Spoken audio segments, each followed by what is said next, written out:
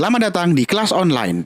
Video kali ini kita akan membahas rangkuman materi mata pelajaran Pendidikan Pancasila dan Kewarganegaraan tentang hakikat bangsa dan negara, bab 1 untuk kelas 10. Bagi yang baru bergabung dengan kelas online, jangan lupa like, komen, share, dan subscribe.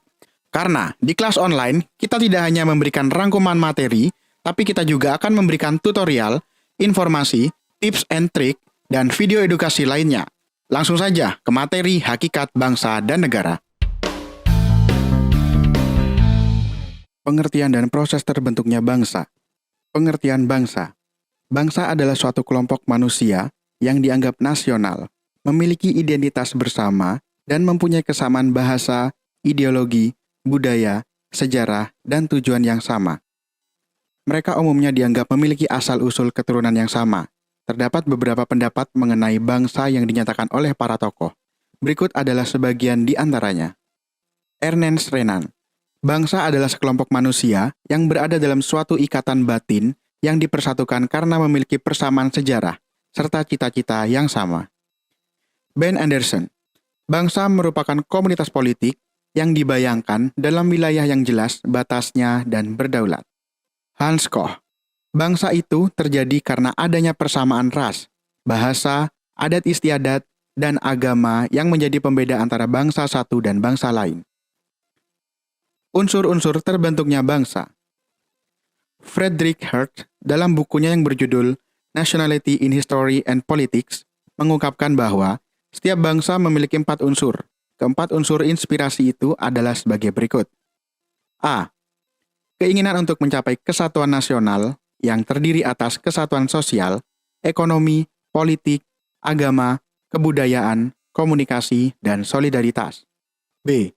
Keinginan untuk mencapai kemerdekaan dan kebebasan nasional sepenuhnya, yaitu bebas dari dominasi dan campur tangan bangsa asing terhadap urusan dalam negerinya. C. Keinginan akan kemandirian, keunggulan, individualitas, dan keaslian. D. Keinginan untuk menonjol di antara bangsa-bangsa dalam mengejar kehormatan, pengaruh, dan prestis. Faktor pembentuk bangsa menurut dasar identitas. Faktor-faktor pembentukan suatu bangsa sangat berkaitan dengan identitas yang menyatukan masyarakat. Menurut Khotib, faktor pembentukan bangsa menurut dasar identitas adalah sebagai berikut. Primordial, yang termasuk dalam faktor ini yaitu ikatan kekerabatan, kesamaan suku bangsa, daerah, bahasa, dan adat istiadat. Sakral. Dalam faktor ini, yaitu adanya kesamaan agama yang dianut oleh masyarakat, dan dalam hal ini, agama dapat membentuk suatu ideologi doktrin yang kuat dalam masyarakat. Tokoh. Tokoh menjadi salah satu faktor pembentuk bangsa, karena bagi masyarakat, tokoh dijadikan sebagai panutan untuk mewujudkan misi-misi bangsa. Sejarah merupakan salah satu faktor pembentukan bangsa karena sejarah dan pengalaman masa lalu seperti penderitaan akan melahirkan solidaritas sehingga memungkinkan untuk membentuk suatu tekad dan satu tujuan antar kelompok masyarakat. Perkembangan ekonomi dikatakan sebagai faktor pembentukan bangsa karena semakin meningkatnya perkembangan ekonomi, semakin beragam pula kebutuhan masyarakat, sehingga membuat masyarakat semakin ketergantungan satu sama lain dan secara tidak langsung akan membuat masyarakat ingin membentuk suatu kesatuan yaitu bangsa sebagai jalan untuk memenuhi kebutuhan satu sama lain. Bhinneka Tunggal Ika. Semboyan ini merujuk pada faktor kesadaran anggota masyarakat mengenai pentingnya persatuan walau terdapat berbagai perbedaan. Kelembagaan. Adanya berbagai lembaga pemerintah dan politik dapat mempertemukan berbagai kepentingan di kalangan masyarakat. B. Hakikat negara. Pengertian negara. Menurut Kamus Besar Bahasa Indonesia, negara adalah organisasi dalam suatu wilayah yang mempunyai kekuasaan tertinggi yang sah dan ditaati oleh rakyat. Secara etimologis, istilah negara dalam bahasa Inggris adalah state. Kata ini berasal dari bahasa Latin, status atau statum, yang mempunyai arti meletakkan dalam keadaan berdiri. Selain arti etimologis, para ahli mengemukakan gagasannya sendiri mengenai pengertian negara. Berikut pengertian negara menurut para ahli. Menurut Profesor Sunarko, negara adalah organisasi masyarakat yang mempunyai daerah tertentu, di mana kekuasaan negara berlaku sepenuhnya sebagai sovereign atau kedaulatan. Menurut Onoto Hamijojo, negara adalah organisasi masyarakat yang bertujuan mengatur dan memelihara masyarakat tertentu dengan kekuasaannya. Menurut Max Weber, negara adalah suatu masyarakat yang mempunyai monopoli dalam penggunaan kekerasan fisik secara sah dalam suatu masyarakat. Menurut Plato, negara adalah persekutuan manusia yang muncul karena adanya keinginan manusia dalam memenuhi kebutuhan yang beraneka ragam. Unsur-unsur pembentukan negara. Unsur terbentuknya negara dibagi menjadi dua, yaitu unsur pokok dan unsur tambahan. Unsur pokok. Unsur pokok terbentuknya negara adalah unsur mutlak yang harus ada saat negara didirikan. Unsur pokok tersebut meliputi rakyat, wilayah atau daerah, dan pemerintahan yang berdaulat. Unsur tambahan. Unsur tambahan adalah unsur yang tidak mutlak ada pada saat negara berdiri. Unsur tambahan terdiri dari hal-hal berikut. Pengakuan de facto, yaitu pengakuan berdasarkan kenyataan yang ada. Pengakuan de jure, yaitu pengakuan berdasarkan pernyataan resmi menurut hukum internasional.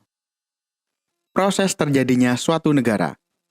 Terbentuknya suatu negara dapat dibedakan dalam 3 proses, yaitu proses alamiah, faktual, dan teoretis. Secara alamiah, yaitu munculnya negara yang diawali dari adanya keluarga yang memiliki kebutuhan masing-masing, yang kemudian berevolusi ke tingkat yang lebih kompleks. Secara faktual, beberapa jenis terbentuknya negara di dunia dapat diungkapkan sebagai berikut. 1. Proklamasi. 2. Pemisahan. 3. Penguasaan. 4. Pembentukan baru. 5. Penarikan. 6. Penyerahan. 7. Peleburan. 8. Pendudukan. 9. Pendudukan atas wilayah yang belum ada pemerintahan sebelumnya. Secara teoritis, terdapat beberapa teori tentang terbentuknya negara secara teoritis, yaitu sebagai berikut. Teori kontak sosial.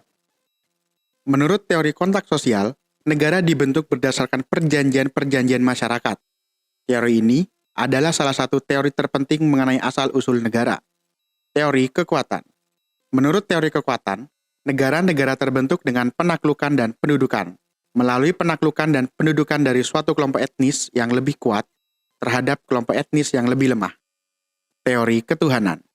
Menurut teori ini, negara terbentuk atas dasar keinginan Tuhan. Hal ini berdasarkan atas asas kepercayaan bahwa segala sesuatu berawal dari Tuhan dan berjalan sesuai kehendaknya. Teori historis. Menurut teori ini, lembaga-lembaga sosial tidak dibuat, tetapi tumbuh secara evolusioner sesuai dengan kebutuhan-kebutuhan manusia. Teori organis. Menurut teori ini, negara adalah suatu organisme selayaknya makhluk hidup. Individu yang menjadi komponen negara diibaratkan sebagai sel-sel makhluk hidup. Teori hukum alam. Menurut teori ini, negara terjadi karena kehendak alam yang merupakan suatu lembaga alamiah yang dibutuhkan manusia untuk menyelenggarakan kepentingan umum. Penganut teori ini adalah Plato, Aristoteles, Agustinus, dan Thomas Aquino. Teori kedaulatan hukum. Menurut teori ini, semua kekuasaan dalam negara berdasar atas hukum. Sifat hakikat suatu negara. Menurut Miriam Budiarjo, sifat hakikat suatu negara adalah sebagai berikut. 1. Sifat memaksa. Artinya, negara mempunyai kekuatan fisik secara legal. 2. Sifat monopoli.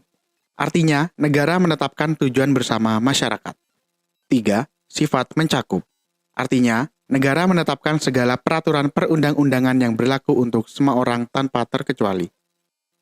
Tujuan negara. Secara umum, tujuan negara adalah menyelenggarakan kesejahteraan dan kebahagiaan rakyatnya. Tujuan negara merupakan pedoman dalam menyusun dan mengendalikan alat perlengkapan negara serta mengatur kehidupan rakyatnya.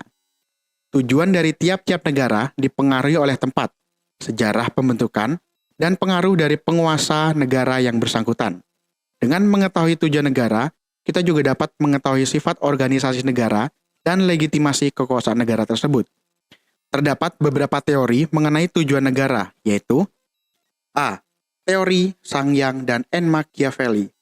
Menurut Sang Yang dan N. Machiavelli, tujuan negara adalah kekuasaan. Namun, keduanya memiliki sudut pandang berbeda tentang bagaimana mencapai kekuasaan tersebut. Menurut Sang Yang, tujuan negara adalah memperoleh kekuasaan sebesar-besarnya dengan cara membentuk tentara yang kuat. Sementara Machiavelli mengatakan, tujuan negara adalah menghimpun dan memperbesar kekuasaan negara. B. Teori Dante Alighieri. Menurut Dante Alighieri, tujuan dibentuknya negara adalah menciptakan perdamaian dunia yang dapat dicapai apabila seluruh negara berada dalam satu kerajaan dunia dengan undang-undang yang seragam bagi semua negara. C. Teori Immanuel Kant dan Cranbrook.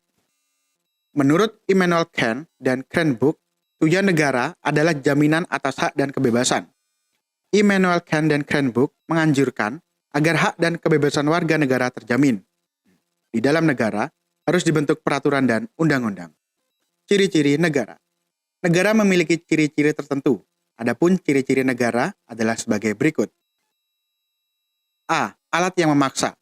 Artinya, tidak boleh ada organisasi atau manusia yang bertentangan dengan peraturan atau undang-undang negara. Siapapun baik organisasi atau manusia yang bertentangan dengan peraturan atau undang-undang dapat dijatuhi sanksi. B. Tata tertib yang memaksa, yang meliputi peraturan perundang-undangan yang mengikat dan memaksa. C. Top organization. Artinya, dibandingkan dengan organisasi lainnya, negara dipandang paling tinggi dan lebih baik bentuk atau kekuasaannya, tujuan organisasinya, UUD-nya, maupun jumlah anggotanya. D. Paksaan bersifat fisik. Artinya, negara dapat memaksakan suatu tindakan lahir yang tampak oleh mata terhadap warganya.